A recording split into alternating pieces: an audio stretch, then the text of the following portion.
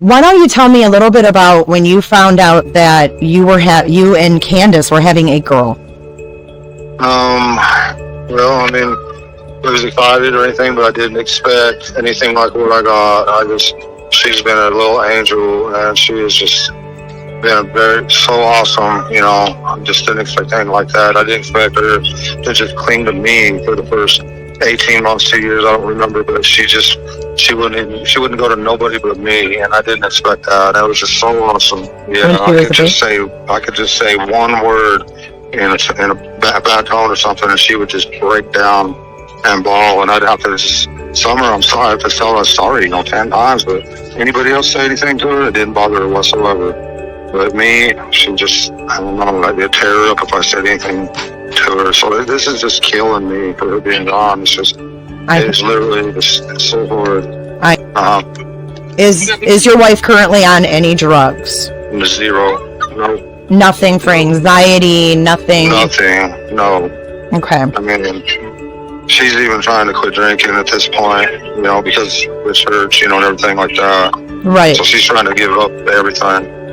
Well, I read Ellen White's book, years ago, but it's just been a slow process. And eventually, one day I thought, I'm going to go to the church, because I was looking on YouTube and I was checking out the Bible Flock Box, and then I eventually found out that he was a Seventh-day Adventist. He says, you need to go to a Seventh-day or a Saturday going church, and he said he recommended a Seventh-day Adventist. So I checked that out. I thought, I'm just going to go one time. And so it's been, over a year and a half. We've been involved with that church. I've been going ever since. Well, people, they'd always, at first, they'd try to, you got to sit down and everything, but she refused. She would go from people to people to people, and you can see in some of the videos, where she goes to Robin on stage and asks her to pick her up, and she would every time, just... Everybody just loved her. Yeah, everybody kind of give up on the idea of having her sit still. Just trying hard to, be a commandment keeper. Especially, I've been kind of lukewarm. And since this has happened this summer, I promise God, no matter what the outcome, I'm going full bore to commandment keeper and doing everything I can, because I want to be with my church family, all my fellow human beings and commandment keepers in the resurrection. I want to be there, and I want to see my kids there, and anybody, who's wanting to do the same thing. What I meant is, if she's not found, or in a worst case scenario, for my own sanity, like if it wasn't for my beliefs in this stuff, I would have lost it long ago. Right. I mean, there's no way I can handle this without God. There is no way. Right. I know that the weight of it and gravity of it is way too much. I know there's no way, but so I have to put my trust in God and pray and beg that He'll bring her back, hopefully. But worst case scenario, there's the resurrection. Mm-hmm. And I know I'll see her there. I'm just accepting that God is in control, not me. When you got half the country's police force out here, with all these helicopters flying for days on end, and heat-seeking airplanes at night, and half the country's, police force and all these other outfits here, and they can't find her, and they're powerless to find her. But God knows where she's at, and I have to put my full faith in Him. Well, I don't know. I don't know that she's going to be okay, because she could be anywhere. It's hard. We don't know. Nobody knows. Mm-hmm. Mm-hmm. I'd say a parent's faith and what they do might impact God's judgment in the end, no matter what one of your children go through. Say for instance, one of your kids overdoses on drugs or something, that's tough. Yeah. It's a tough situation. Absolutely. But I think God will consider, hopefully, what their parents do and what, stuff like that, hopefully. Mm-hmm. Because what if she is forced to do drugs and grows up in this negative way or this negative country or who knows what, and and she gets killed or whatever, and she's not in the church. I wasn't able to bring her up to church like I wanted to. So what if, right, but it's kind of like what we talked about on the phone before. Like, right. she's the little innocent kid, Right. She's a little innocent kid. And God, and the good thing about that, Jesus being the judge, He's also your lawyer. Right. So Yep. definitely, I'm going to do everything I can, to sway God and to. Well, you can't sway God, but I mean, I'm going to. Right. To get your message to do him. right, and to do everything I can for my kid's sake. Yes.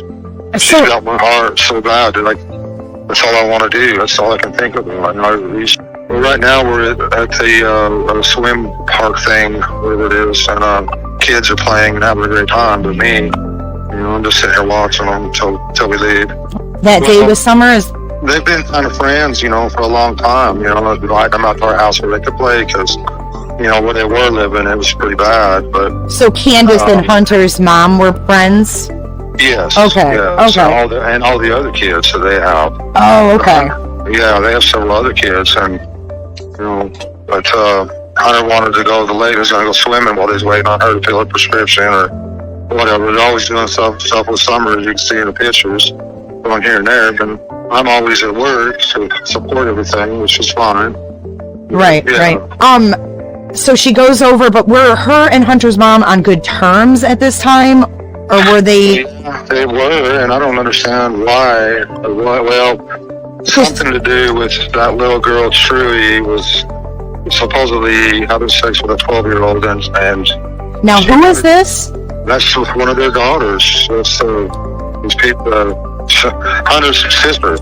Oh, Hunter's sister. Okay, Yeah, okay. it was like having sex with a 12-year-old, and she wanted my wife to lie to the police about it, and my wife ain't gonna lie to the police. So she. Oh, wow. So this is where all this. She got mad about it, and they're trying to do everything they can to hurt us at this point. On the 15th, when Candus went over there, they were cool. They were all right. Right, exactly. And then, Yeah. who was all with Candus? Candus's mother. Okay. Summer, Wyatt and Waylon, and Waylon, Josie, the three boys. And, So all the boys were there too. well, either that or the boys stayed here. I'm really unclear on that for sure. I'm not sure. I know it's been tossed around that the boys Yeah. weren't there, but he does go with Candus to the state park, Yeah. and Summer's there, and they swim and they fish or they do whatever, right? Right. Okay, so that's like a normal place they usually go to go swimming. Yeah, it's real shallow there. It's pretty safe. Yeah, it looked like Summer when she was standing. It was like her Yeah. waist. Yeah. Yeah. It's pretty safe there. Okay, so then she dropped Hunter off at his house Right. that afternoon at like 2:30 or whatever the time, Yeah. 2:30. Pick up her prescription. That's why you see Summer asleep in the back of the truck there, but she just started out. Yes, and that's what I wanted to ask. And she's kind of, just leaned against it. It looks to me like she's sleeping. Yeah, definitely. And Candus took a picture of her sleeping. Right. Is that a picture or is that a TikTok video? Something That's like a picture, I think. that. Okay. So then Grandma, Summer, and Mom go home and they're outside in the garden. Yeah. And they said they were planting flowers, but actually it was some kind of like cactus flower. Oh, okay. Well, whatever. They were tinkering around in the yard, right? Yeah. Yeah, so they're outside, and then Summer's outside playing, and the boys were all inside, right? Yeah. Okay. So then Summer says, I want to go inside with the boys. Right. So she goes in. Mom walks her like halfway to the house. Yeah. And she goes in. Watched her go in the door. Make sure she made it to the door. And then, yeah. So she actually physically saw Summer walk Yes. through the door. Yes. Wow. Okay. Mm-hmm. So then Summer goes inside and Mom stays outside with Grandma. Yeah. Okay. She helped her get her brace on her knee.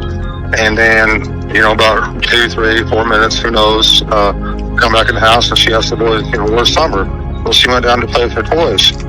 So she hollered twice for her. She didn't answer. So she went down there looking for her. And we never seen her again. So she had a toy, like her toys were downstairs in your basement? It was her and Waylon's room down there. Oh, And okay. the boys sleeping upstairs. And some of the boys have a bad habit of leaving that basement door unlocked, too. Well, I'm sure they're probably up and down since bedrooms are down there. That's got to be hard to keep it locked. So if someone abducted her, we don't know if they come in the basement or if Summer might have stepped outside and walked around the back of the house. Okay, so, yeah. Do you guys have dogs? Yeah, but they don't know when. They bark at dumb things and don't bark at others. They're just, people, we've had a few good dogs, people steal those and dump off the ones they don't want. We've had several that were just severely old and could barely get around, and they just die, people dump off dogs all the time there. So I've driven with several times and they don't even know I'm there. I've had to, I walk in the door and they didn't even know I pulled up. So somebody could have drove up. It could have been an opportunity with someone seen her. It could have been someone she knows. I think there is a lot of drug traffic people come in from all hours of the night, going down the road looking for pills or meth or whatever it is they're looking for. And we've caught them. My neighbors has caught them several times parked in our driveway.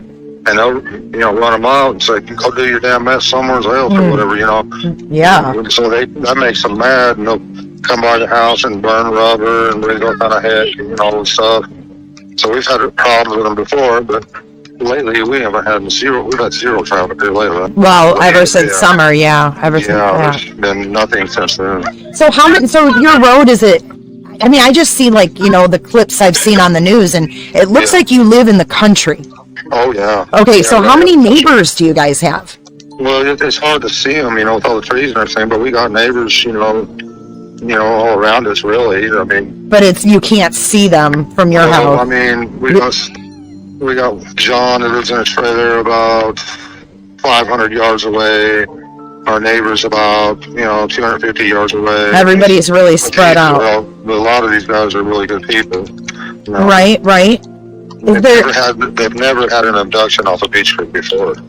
And I'm sure they've interviewed all the neighbors and everything, and all there was several sex offenders in the area, true, correct? Yeah, they checked all those out and everything, And, we put a lot of pressure on the drug traffic, trying to get names of everybody who's been through there and stuff like that. And so, and as far as we can tell, it's none of them. So Candus realizes, oh my gosh, Summer's gone. She calls you, freaking out. Yes. And what does she say? I can't find her. She says, I can't find Summer. I says, okay, hang up from me and call 911. So she did that. She had to go get her mom's phone because we live in the country. And so when she hung up, I called 911 and they transferred me to Hawkins County. And I threw the rest of my tools in the car, and I beat all the police there for about 45 minutes away. I probably made it. You got there first. Yes. And when you got there, what was going on? When I got home, I drove to the bottom property and drove all the way to the bottom of the creek. First thing, and I seen my sons out looking everywhere, and my neighbor, and my heart dropped. And right then, I knew right then she was abducted. I knew it. And then when the cops started showing up, everything, I tried telling them that, but they weren't listening to me. And the whole roads got blocked up, driveways, everything got blocked up. You couldn't even leave. You couldn't leave, couldn't do nothing. And they weren't listening. I tried to tell them that she was abducted. Yeah. Searched it, and me and my wife, and searching the area, and started going out on foot everywhere, stuff like that. But it must have all happened so fast for you. Yeah. Well, they come in, I think the next day, CSI, and collecting all sorts of evidence and stuff, tearing the house apart, looking for stuff, and everything, like a criminal investigation, which, that's fine. That's fine, they're going to do that. Yeah. But, yeah, definitely. They bagged up a lot of her clothes. I think the second or third day they started bagging up all her clothes and everything, all kind of stuff. It was really eerie to me. As one of the officers said, that there was a yellow car, 4-door, that was just flying out of the area that he passed, and he said he couldn't turn around because he had to go to call, he was getting called to your house for missing. So he couldn't turn around and go after this person, and she could have very well been in that vehicle. Holy smokes. Because he was really flying. So he made mention of that, so that could possibly be another officer, and I heard it or whatever, and that just has been haunting me ever since. The yellow 4-door car, so I don't know. Wow. No, our driveway is dirt up our driveway with it goes around the house, Oh yeah, because you guys are set back from the road. Ben Hill Road is paved, but it's a dead end road. But, yeah, our driveway is dirt, gravel, and stuff. So did this cop say anything about like whereabouts the car was? It was headed down Beach Creek Road towards Walgreen, I believe. And that's pretty close to your place. Well, or not? Beach Creek Road's a pretty long road. But I say, I don't know. Yeah. I mean, would it have been like 10 minutes or, I mean... Yeah, I don't know for sure on that, where it was at. Oh, where it was at on that road. Yeah, that's I don't insane. know. Have you asked them about that again? No, we're not talking. They're not giving you any info. And if you try to talk to one of them guys, usually it's like, well, I'm just a little guy, they don't tell me nothing. They're all tight-lipped about everything. Yeah. It's kind of cold that night, so they were concerned about her being out there by herself. Oh, yeah. Which I understand, and I thought at the time, well, maybe somebody abducted her and put her up in the woods, so, yeah, we had to search, but, yeah, I don't think she wanted it, but yeah, somebody could have been on foot, too, Correct. Correct. Yeah. Thank you very much. It really helps a lot when there's so much negativity, I get that kind word here and there that just, that's awesome. Yeah, it really is. It helps a lot. Yeah. And they were alive, they have cameras throughout the church, but they had to cut that off. I'm going to try to encourage them just to go ahead. I think we're hopefully okay now that we can go back to live, because it's important, Yeah. She's got a little trailer. We pulled up there for her. Oh, okay. Yeah, it's like the mother-in-law suite there at the Wells. Yeah. Yeah. Okay, so she lives there on the property with you guys. Yes. And everyone wants to know why Grandma hasn't spoken out. Well, because of all the negative media stuff that's happening in this case is what she went through with her daughter when she came up missing 11 years ago. Yeah, she's already lost one daughter, now she's lost her granddaughter the same exact way, except for this was in Wisconsin. All right, yeah. So this is a serious problem in our country. I guess Mexico is probably worse with this issue, but it shouldn't happen in the United States.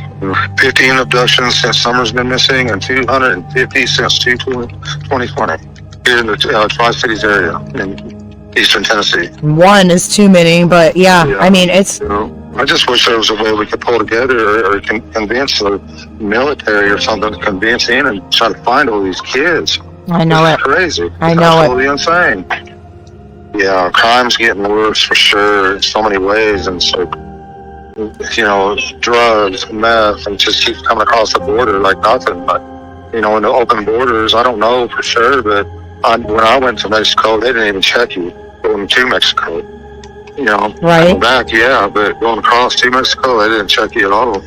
I don't even see why they stop anybody from going across the border. The people, they'll stop you from swimming across the Rio Grande, but you go swimming the Rio Grande to Mexico, they don't have no reason to stop you. Right. Yeah, you take a bunch of kids and swim across that river, and them kids are gone. I know, it's disgusting. No? Yeah. I wish the military would step in somehow. It's just, I wish somebody could talk to you about that, in the higher ups or anything. I feel like Trump might do something about it if he was in office. Yeah, all is possible. What are their ages? And 13, how old are you? 11, and how old's Waylon? 9. Oh, wow. On birthdays, so. Boom, boom, boom. Yeah. So how are they holding up, and what are they? Doing okay. They stop a minute and think about summer, they're upset about that, but they can go a lot longer than I can without thinking about it, but they seem to be doing fine, especially the youngest one. So I'm sure the boys were interviewed by police and all that. Yeah, they took them to specialists because you can't just interview kids. Right. Had to take them clear to some specialist somewhere to be interviewed. Yeah. Right. You have to do it a certain way. Yeah. Right. And yes, okay. Unless the threats continue and get worse. Yeah. The threats? What do you mean?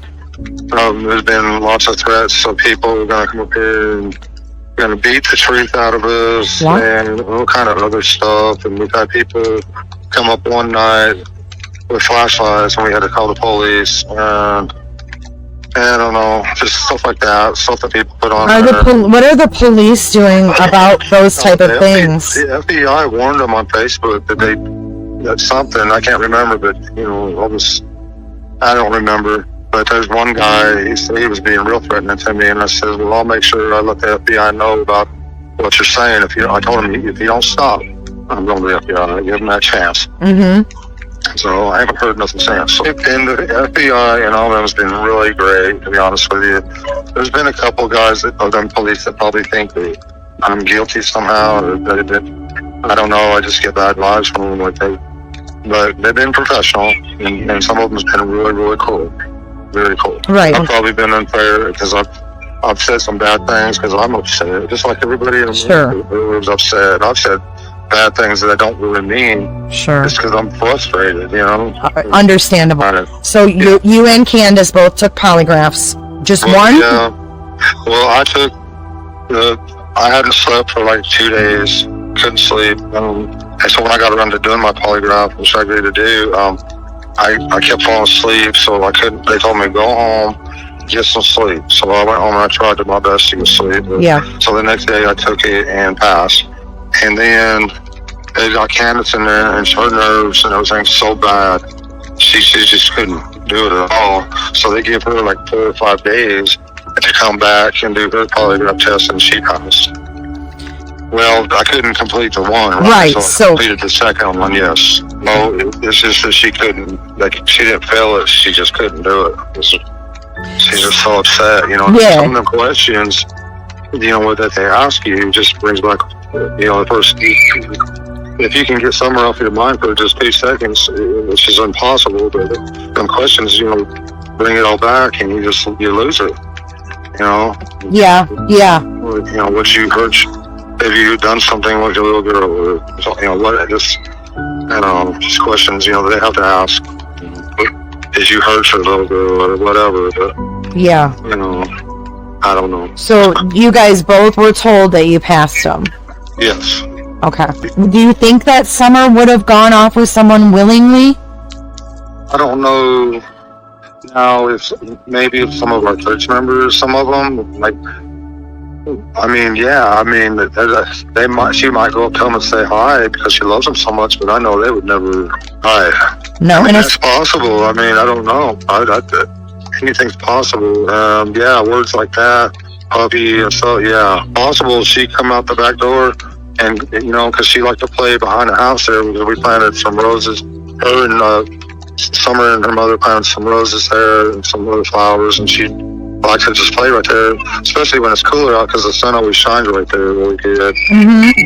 But she loved to be outside, and there's many times we'd be in the house and I'd say, you guys left Summer outside alone, go get her. And right. Because she didn't want to be inside. Right. She wanted to be outside. She just loved to be outside playing. Yeah, and that's what kills me, because if she's locked away somewhere and she can't be outside and play and all this stuff, and the fright and the trauma, just the thought of all that just kills me.